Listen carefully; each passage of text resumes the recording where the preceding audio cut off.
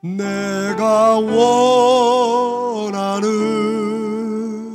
한 가지 주님의 기쁨이 되는 것 진심으로 고백하며 내가 원하는 한 가지 주님의 기쁨이 되는 것 나 주님의 기쁨 되기 원하네 나 주님의 기쁨 되기 원하네 내 마음을 새롭게 하소서 새 부대가 되게 하여 주사 새 부대 되게 하여 주사 주님의 빛 비추게 하소서 우리의 전심을 다하여 내가 원하는 한 가지 주님의 기쁨이 되는 것 내가 원하는 한 가지 주님의 기쁨이 되는 것 내가 원하는 한 가지 내가 원하는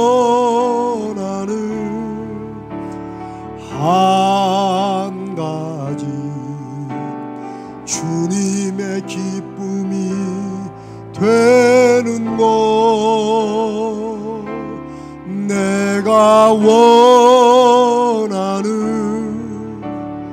한 가지 주님의 기쁨이 되는 것 질문이 하나 있습니다.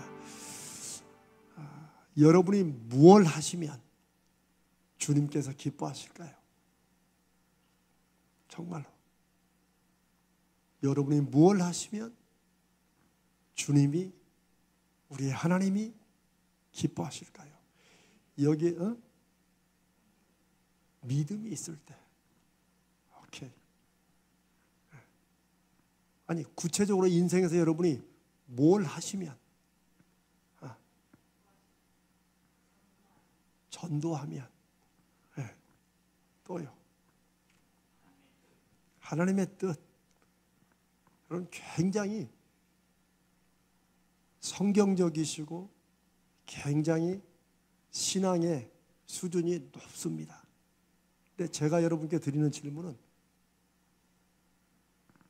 조금 낮춰서 실제적으로 여러분이 살면서 뭘 하시면 뭘 하면 그 직업이든지 무슨 행동이든지 여러분이 뭘 하면 주님이 기뻐하실까요?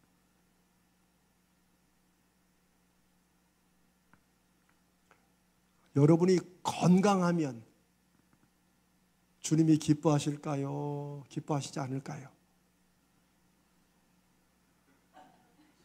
오케이, 자신이 없으신 것 같은데 여러분이 자녀를 잘 키우면 기뻐하실까요? 기뻐하시지 않을까요? 조금 커졌나요? 여기 결혼 안 하신 분도 있는데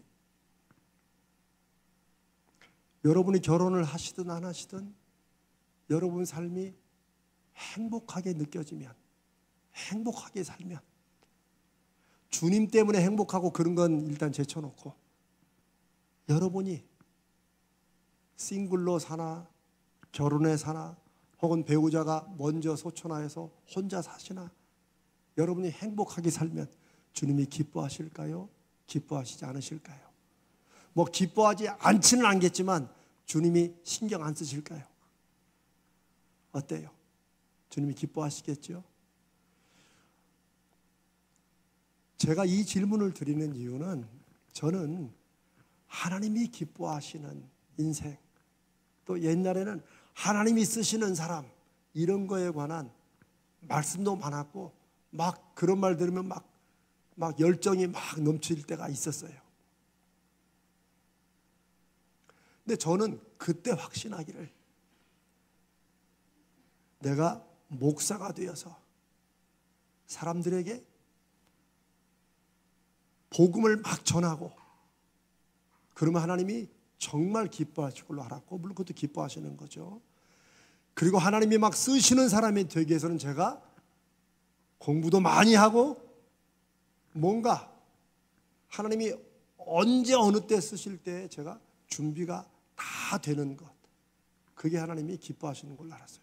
그거 당연히 기뻐하시죠. 근데 저는 평범한 거 그냥 내가 내 인생을 열심히 살면 하나님이 별로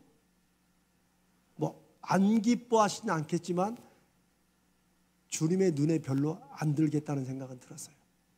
제 생각에. 그래서 제가 여러분께 그런 질문을 한 번씩 드리잖아요. 기독교 서점을 하는 것을 하나님이 더 기뻐하시겠냐? 아니면은 그냥 일반 책 파는 거를 더 기뻐하시겠냐? 둘 다 기뻐하시면 어떤 걸 조금이라도 더 기뻐하시겠냐? 어떠세요? 그래도 신앙서적을 파는 게 더 기뻐하실 거라고 생각하십니까? 아닙니다. 이제 여러분은 그걸 아시는 것 같아요. 아니에요. 그러면 왜 아니냐는 거예요. 그것도 아니에요. 왜 아니냐는 거예요. 그리고 신앙서적, 복음을 전하고 이런 서적을 파는 데가 주님이 더 기뻐하시지 않겠냐? 아니에요. 그거보다도 더 중요한 건 신앙서적을 팔든 일반 서적을 팔든 커피숍을 하든 칼국수집을 하든 그 사업을 통해서, 그 일을 통해서 내 마음속에, 그리고 사람들의, 우리 가게와 사업을 장을 찾아오는 사람들 속에, 야, 이 사람은 진짜 교회 다닌다더니 예수 믿는다더니 좀 다르구나. 우리한테 입으로는 그런 말 안 하겠지만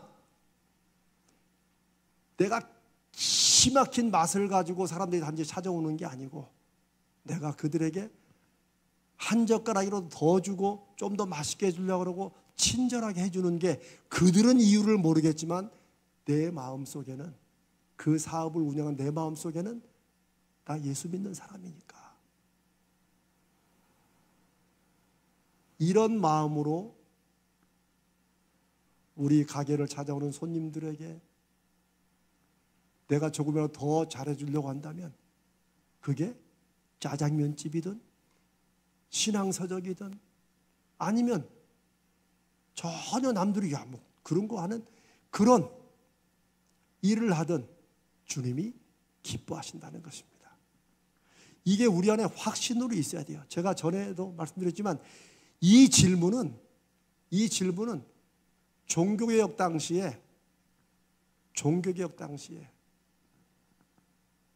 던진 질문이기도 해요.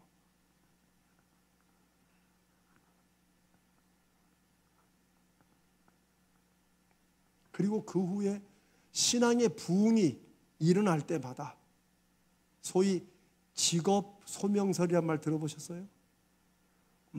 모든 우리가 하는 직업은 물론 건전한 직업이죠. 요즘에는 그냥 나쁜 짓 하는 그런 것도 직업이에요. 그건 아니겠죠. 건전한 모든 직업은 소명, 콜링이다. 하나님이 그걸 부르시고 맡겼다. 요즘은 점점점 그게 사라져요. 약해져요. 그래서 돈을 잘 버는 직업에 괜히 좀 찔려. 이거 하나님이 기뻐하시지 않는 게 아닌가? 아니요. 돈을 잘 버는 직업이든 돈을 좀 덜 버는 직업이든 그거 상관없어요. 오히려 주님이 기뻐하시는 것은 우리가 그걸 통해서 내가 행복한가? 먹고 살려고 내가 정말 이를 악물고 혀를 깨물고 하는 일이 아니라 내가 하나님의 자녀로, 백성으로 내가 이 일하는 게 기쁜가? 그리고 내 직업의 결과로 다른 사람들이 건전한 유익을 얻는가? 좀 제가 추상적인 말씀을 드리지만 무슨 말인지 알겠죠? 그걸 주님이 기뻐하신다는 거예요. 우리가 지난주에 말씀을 나눴잖아요. 우리의 예배가 어떨 때 하나님이 받으세요? 사람 볼 때, 우리 생각할 때는 막 그렇게 예수 믿는 사람이 막 수만 명이 모이고 막 성가대 화려하게 다 갖추면 주님이 그것도 기뻐 안 하시는 거 아니에요. 기뻐하시지요. 그러나 그렇게 외관과 조건을 갖춘다고 해서 주님이 다 그 예배를 받으시지 않는다고 그랬어요. 왜? 그건 우리에게 달린 게 아니라는 거예요. 그건 하나님께 달렸어요. 그런데 우리가 그 하나님의 마음과 하나님이 받으신 예배를 알 수 있는 아주 중요한 통로가 있는데 그게 하나님이 영이시다 하는 사실이에요. 하나님은 영이시기 때문에 사람들이 보는 것과는 다르게 본다. 사람들이 보고 좋다, 나쁘다 하는 그 기준이 우리와는 다르다는 거예요. 사람은 외모를 본다.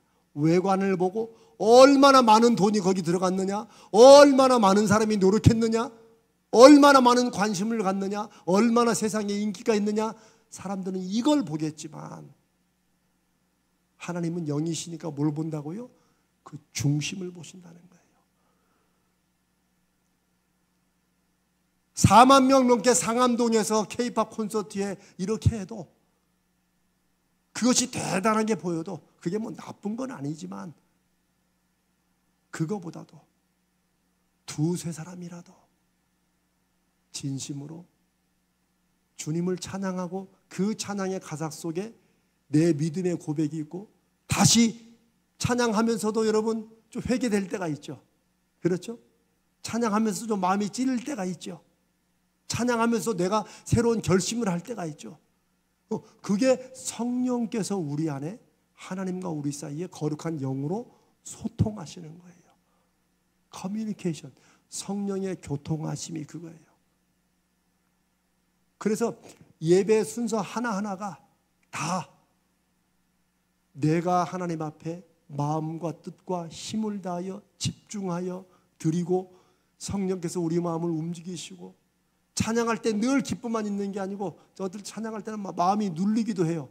왜? 내가 그렇게 못 살았으니까. 저는 많은 찬양 가운데 이제 이 찬송을 한 번씩 제가 좋아하고 부르는 이유가 나 주님의 기쁨 되기 원하네. 근데 저는 솔직히 오늘도 어떻게든 간에 제가 주님의 기쁨이 되기를 원하는 그런 생각을 좀 하려고 하는데 이게 훅 시간이 지나가고 설교할 때가 다가오니까 다시 또 아이고 이러면 안 되지. 저는 그나마도 그때라도 생각난 게 감사하게 생각합니다. 이 찬양을 여러분들과 함께 뒤에서 부르면서 나는 정말 주님의 기쁨이 되기를 원하는 그런 마음이 나에게 얼마나 자주 있는가. 내가 하는 일. 여러분이 아유 목사님이면 목회니까 하나님이 당연히 기뻐하시겠죠. 절대 그렇지 않습니다. 어떤 직업 자체로 하는 일 자체로 하나님이 기뻐하시는 것은 없습니다. 심지어 찬양을 불러도 엉뚱한 생각 속에 가사와 곡만 따라가는 찬양은 하나님께는 찬양이 아니고 소음입니다. 제가 전에 한번 말씀드렸죠. 어떤 기도원에 미국에 있는 한인 기도원인데 제가 깜짝 놀랐어요. 들어가는 입구서부터 하여튼 뭐 십자가는 뭐든 간에 다 빨간색으로 십자가를 다 그려놨어요. 그래서 이게 무슨 이단인가 나 그랬다니까. 저는 그런 건 별로 안 좋아해요. 그 원장이라는 분이 저를 보는데 계속 십자가를 그려 여기저기 막. 그렇지 왜 그러냐니까 마귀가 하도 많아서 그래도 십자가를 좀 더 많이 그려요. 근데 다시는 안 갔어요. 물론 뭐 그분의 마음은 이해하겠어요. 그러나 그렇지 않다는 거예요.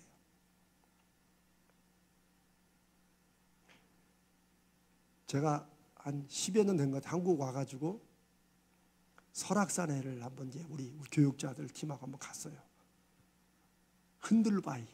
제가 왜 사진만 급해가지고 그냥 바위 하나만 빡 찍어놨다는 그 흔들바위 몇십 년 만에 한번 같이 올라갔어요. 근데 혹시 여러분 최근에 그 흔들바위 가보신 적 있으세요?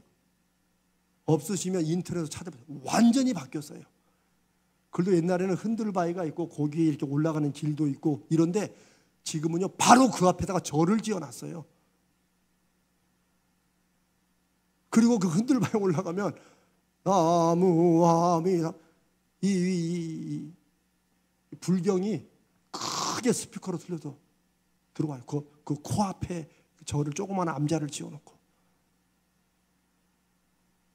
근데 제가 이제 요즘에 이 불교에서 절에서도 이 암송하는 소리를, 불경하는 소리를 크게 틀어놔요. 근데 이게 진짜인지 아닌지는 모르겠지만 그렇게 틀어놓은 이유가 불교에서 기독교를 따라 배웠대요. 왜? 기독교는 어디 가든지 간에 찬송을 다 크게 틀어놓거든. 근데 왜 찬송을 틀어놔요? 하나님이 찬양을 기뻐 받으신다고. 여러분 그렇습니까? 우리 민세미 집사님 어때요?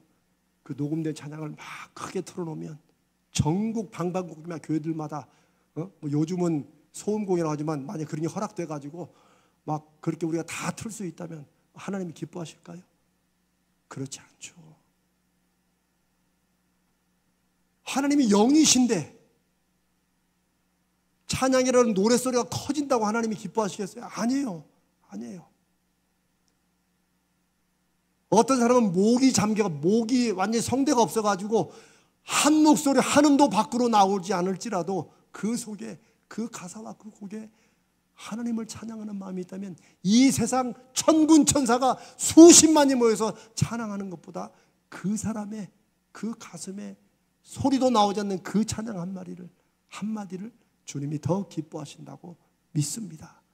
지금 그렇게 확신합니다. 왜? 성경이 그렇게 말씀하시기 때문이에요. 사랑하는 여러분, 우리가 지금 이제 3주째, 세 번째 영성을 체크하고 확인하는 그런 일들을 하고 있어요. 지난주에 했던 내용 기억 못하셔도 됩니다. 그러나 이거는 여러분 갖고 계시죠? 네, 없으신 분은 언제라도 사무실 가서 다시 뽑아달라면 뽑아드립니다. 이거는 제가 어떤 목사님이 이걸 쓴 거를 제가 좀 보고 우리 교회에 맞게 또 제 기도와 우리가 함께 나누는 메시지에 맞게 제가 좀 고친 거예요. 15가지가 있어요. 저는 처음에 이걸 쭉 읽으면서 나는 정말 목사로 살지만 정말 영성과는 상관없이 살고 있구나 하는 걸 느낄 만큼 많이 찔렸어요. 오늘은 이제 세 번째로 제가 4가지에 내가 얼마나 주님의 자녀, 주님의 사람으로 사는 것을 내가 마음에 원하고 정말 기뻐하는가, 이것을 우리 스스로에게 늘 확인하도록 한 번쯤 내가 그렇게 체크하는 4가지 질문을 함께 하나씩 좀 읽고 제가 잠깐 그 뜻과 중심을 설명하고 그걸 중심으로 기도하려고 합니다. 먼저 첫 번째입니다. 우리 같이 한번 읽을까요? 시작. 성령의 사람이 되기 위한 자기의 결심을 매일 생활 중에 적용하고 있는가? 저는 이 질문, 이 질문에 저를 한번 돌아보면서 나는 성령의 사람이 되기 위한 그런 결심이나 내가 하고 있는가 하는 거예요. 물론 내가 열심히 예수 믿으려고 하고 내가 설교 좀 잘하려고 하고 성도들에게 말씀의 은혜도 주려고 하고 성도들에게 기도도 하고 이런 건 하지만, 성령 충만하기를 기도하기는 하지만 또 다른 면에서 내가 성령의 사람 된다는 게 뭘까요? 내가 성령의 온전한 지배를 받고, 우리 지난주도 나눴죠? 뭔가 내가 내 대로 막 하려고 하는 의욕보다도 그것이 있어도 내가 나와 함께 하시는 주님의 거룩한 영을 내가 믿고 인정하면 한 번쯤 묻느냐는 거죠. 주님, 이게 주님이 원하시는 길입니까? 그렇게 해서 내가 막 내 마음속에 무슨 답이 들리고 안 들리고 그건 상관없다고 그랬어요. 다만 내 안에 그런 갈망이 있냐는 거죠. 그런 갈망을 내가 가지려고 하고, 이거 다른 사람 신경 안 씁니다. 이게 한국에 수많은 기독교인들이 지금도 몇백만 명 있지만 이런 거 가지고 별로 신경 안 쓰는 사람이 훨씬 많을 거예요. 그러나 한 번쯤 우리가 영적인 집중을 해야 된다고 하나님께서 저에게 자꾸 2달 넘게 되면서 마음을 주시고 여러분과 이걸 나눈다면 내가 성령의 사람, 우리가 잘 아는 성령의 인도하심을 받은 그 아주 유명하고 중요한 샘플이 있죠. 바로 바울이라는 사람입니다. 바울은 다른 제자들과는 달리 정말 구체적이고 실제적으로 사람이 성령의 인도하심을 받아 살아가는 게 어떤 것인가 하는 것을 군데군데 여러 가지 사건 속에서 잘 보여줘요. 성령의 인도하심을 받는 사람, 내 안에 하나님의 영이, 주님이 약속, 내가 세상 끝날까지 너희와 함께 하겠다는 그 약속, 그건 단지 막 전도할 때만 함께 하시는 게 아니고 하나님이 원하시는 건 뭐예요? 우리가 하나님의 백성이 되고 하나님이 우리의 하나님 되시는 거예요. 그 관계를 원하세요. 그리고 그것을 이렇게 율법 조문으로 주셨다가 그걸로는 우리가 감당을 못하니까 아예 우리 마음에 하나님의 법을 두시겠다는 거예요. 그 법, 로고스가 말씀인데 그게 바로 예수 그리스도예요. 그래서 요한복음에는 말씀이 빛이 있으라 하시고 말씀으로 천지를 지으실 때 그때 함께 하셨던 그 말씀이 육신이 되었다. 말씀이 사람의 몸으로 사람으로 오셨다. 그래서 빛이 우리 가운데 거하셨다. 예수 그리스도의 오심, 성육신을 요한복음은 그렇게 표현하고 있어요. 뭐 어려운 말씀이지만 그 주님이 우리에게 말씀으로 오셨고 우리에게 하나님 말씀을 전하시고 우리에게도 그분의 말씀을 남기시고 그 말씀을 우리에게 계속해서 생각나게 하시고 깨닫게 하시고 내 삶에서 다시 확인하게 하시고 이렇게 인도하시기 위해서 내가 세상 끝날까지 너희와 함께 하겠다. 내가 아버지로 가면 내가 아버지께 보혜사, 가장 가까이서 우리를 인도해 주시고 우리를 코치해 주시고 알려주시는 우리의 위로자가 되시는 그런 보혜사를 내가 아버지께 요청해서 내가 보내달라고 하겠다. 그분이 성령이세요. 우리가 그 성령의 사람이 되기 위한 그런 갈망, 그런 결심, 내가 한번 정말 성령의 인도하심을 받는 그런 인생을 살아보려는 결심이 우리 안에 있느냐 하는 거예요. 저는 여러분들에게 오늘 이 말씀을 통해 예수 믿는 사람이라면 다른 무엇보다 우리 안에 누가 계시는 거예요? 하나님의 맞습니다. 성령이 계시는 거예요. 그래서 제가 아주 실제적으로 그런 말씀 드리잖아요. 세상에 별 잡기도 뭐 아기 동자 영이 들어왔대. 요즘에 그 TV에 보니까 뭐 무엇이든지 물어보살. 저는 이렇게 TV를 막 따라서 보진 않아요. 하도 왔다 갔다 하니. 근데 요즘에 그 키 큰 친구 있죠. 그 농구했던 친구. 예. 서장훈하고 이수근 앞뒤가 똑같은 전화번호 뭐 그거 했던 사람. 예. 그 사람이 나와가지고 이렇게 뭐 이렇게 보살같이 이렇게 하고. 근데 제가 놀란 건 요즘에 별별 사람들이 다 와요. 쉽게 말하면 인텔리도 오고 뭐 하여튼 점점점 그 프로 유명해지는가 봐요.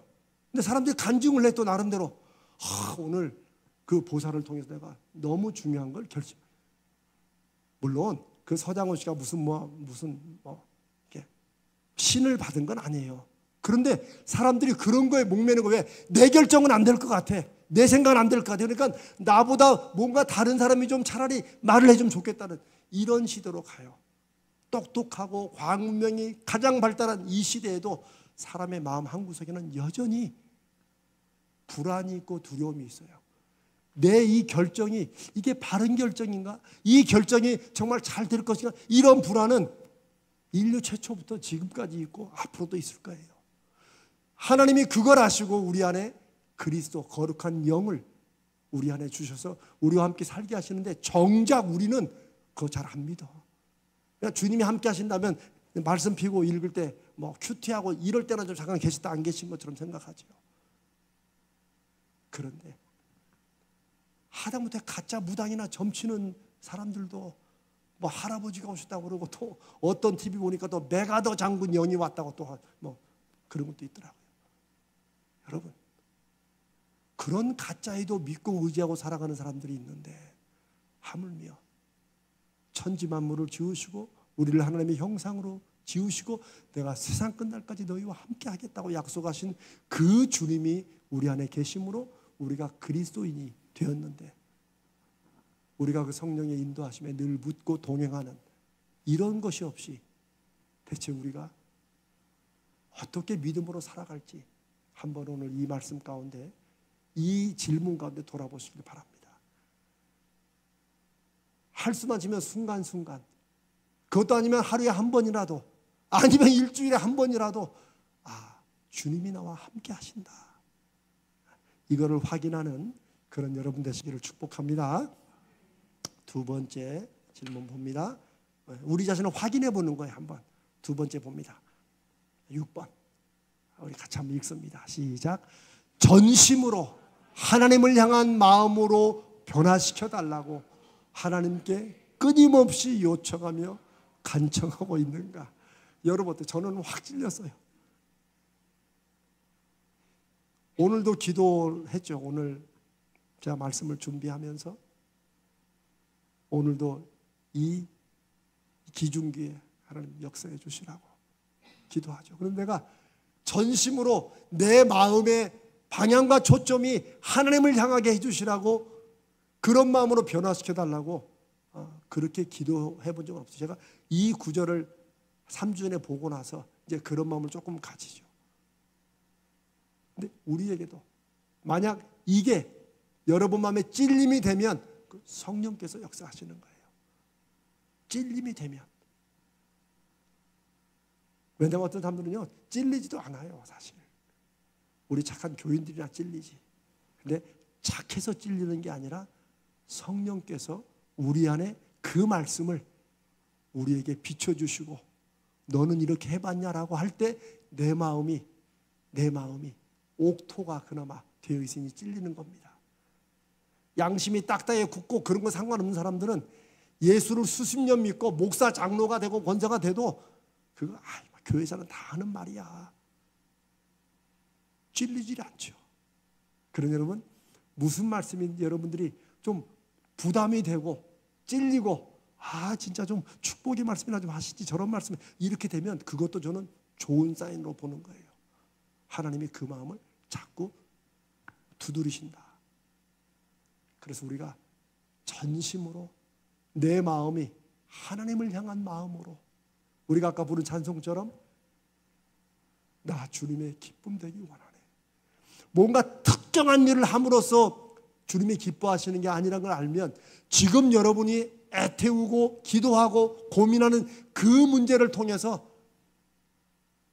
주님, 이걸 통해서 주님이 나를 보시고 기뻐하는 그 열매와 결과는 사람들 보기에 막 이렇게 이루지 못해도, 그래도 주님은 그렇게 살아보려고 애를 쓰는 그런 마음으로 기뻐하십니다. 예수님이 말씀하신 그 비유가 딱 맞아요. 우리와 우리 자녀의 관계를 보면 하나님이 우리를 어떻게 보시는지 그 1000만 배 그렇게 보시면 딱 맞습니다. 저는 우리 아이들이나 손주 손녀나 걸을 때, 여러분 조카들 걸을 때, 여러분 걔들이 걸을 때 어떻게 걸어요? 처음부터 딱 있다가 막 일어나가지고 이렇게 이러면 문제 있는 거예요. 애들은 걸을 때 얼마나 겁도 많고, 어떤 애는 벽을 잡고 살살살 걸어요. 이렇게 또 걸으려고 하다가 주저앉기도 하고. 근데 우리 중에 아무도, 야, 너 우리 자꾸 주저앉으면 걷지 마, 차라리, 이렇게 말하는 사람은 아무도 없습니다. 왜? 그래도 걸어보려고 이제 지가 컸다고 이런 모습 보고 우리가 너무너무 기쁘잖아요. 하나님이 하물며 우리를 보실 때, 야, 믿음으로 살았으면 빡 살아서 믿음으로 살아야지, 하나님이 이렇게 보신다고 생각하는 건 오해입니다. 결심은 수백 번 하지만 한 번도 발걸음을 못 댄 우리를 보고, 아이고 그래도 마음이라도 먹는 게 네가 더 믿음이 컸구나 라고 하나님이 보신다는 것입니다. 우리의 방향성을 보고, 그래도 그렇게 살아보려고 애라도 태우면 주님이 기뻐하십니다. 그러니 전심으로 하나님을 향한 마음으로 내가 계속해서 내 마음이 그렇게 향하도록 변화시켜달라고 하나님 앞에 끊임없이 잊어버렸다가도 또 생각나면 다시 내가 주님의 기쁨이 되게 해주시옵소서. 이 일을 통해서 주님이 기뻐하시는 그런 인생을 제가 조금 더 살도록 하나님 이 일에 역사해 주시옵소서. 그게 무슨 일이든지, 정말 무슨 일이든지 그것이 우리의 영성, 제가 지난주에 말씀드렸죠. 하나님과 가까이 좀 가까워지는 것, 그게 영성이라고 그랬어요. 영성은 다른 대단하고 무슨 그런 것이 아니에요. 내가 하나님과 정말 가까워지느냐, 이미 함께 하시는 주님과 내가 얼마나 가까이 있느냐, 그건데 그걸 확인하는 세 번째, 이 두 번째 질문이 우리 한 번 더 읽습니다. 시작. 전심으로 하나님을 향한 마음으로 변화시켜 달라고 하나님께 끊임없이 요청하며 간청하고 있는가. 주님, 그런 마음을 저에게 주시옵소서. 이제 세 번째 질문은 11번 질문입니다. 한번 읽습니다. 시작. 하루에 한 가지라도 하나님이 기뻐하시는 것이 무엇인지 고민하고 그것을 실행하려고 애쓰고 있는가. 한 가지라도 하는 것이 꼭 하나님이 기뻐하실 일이 따로 있다, 그런 뜻으로 보시지 말고, 내가 하루 24시간 중에, 아니면 내가 눈 떠 살아가는 18시간, 16시간 중에 내가 한 번이라도 내가 주님이 기뻐하시는 그런 생각, 그런 말, 내가 좀 그런 마음으로 내가 오늘 살았던가 라고 한 번이라도 돌아보는, 그리고 주님이 내 인생을 보시면 좀 기뻐하실까를 한번 좀 고민해보는. 우리 그냥 고민 많잖아요. 여러분, 걱정을 막 하려고 작정하고 걱정하는 사람은 아무도 없습니다. 그렇죠? 걱정은 되는 거지. 그냥 신경 안 써도 걱정이 되는 거잖아요. 그래, 내가 오늘은 좀 작심하고 걱정 좀 해봐야겠다, 결심한다고 걱정되는 게 아니에요. 그러나 선한 것은 우리가 내버려 두면 잘 안 합니다. 그게 우리의 죄성의 하나의 증거예요. 여러분, 나쁜 습관이 들기가 쉽습니까? 좋은 습관 들기가 쉽습니까? 잘 알지요?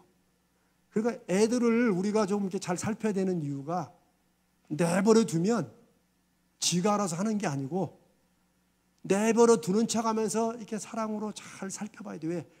나쁜 습관은 내버려 둘 때 드는 거예요. 좋은 습관은 내버려 두면 절대 안 들어요. 좋은 습관은 해보려고 그래도 애를 써야 조금씩 들어요. 마찬가지예요. 내가 주님의 기쁨이 되기 원하고 하나님이 내 삶을 보시고 그래서 잘한다 하는 그 기뻐하는 그런 삶을 살아보려고 내가 근심하고 고민하고 생각해보고 있는가. 이게 내 믿음이 그래도 성숙하고 내 삶을 통해 하나님이 다른 사람에게, 야, 정말 내가 저 권사님 보면, 내가 저 집사님 보면, 내가 저 친구 보면, 야, 나 이거 정말 예수 잘 믿는지 모르겠어, 이러면은 여러분이 이 세상을 믿음으로 잘 살고 계시는 것입니다. 여호와 삼마는 바로 우리 교회가, 우리가 함께 모이는 이 교회를 통해 우리의 믿음이 그런 하나님의 증인과 증거가 되자는 것입니다. 여러분의 삶을 통해 하나님이 참 저분과 함께 하셔, 저 가정에는 진짜 예수 믿는 가정이야, 이게 여호와 삼마 아닙니까? 그런 증거가 우리들에게 있기를 바랍니다. 우리 세 번째 한 번 더 읽습니다.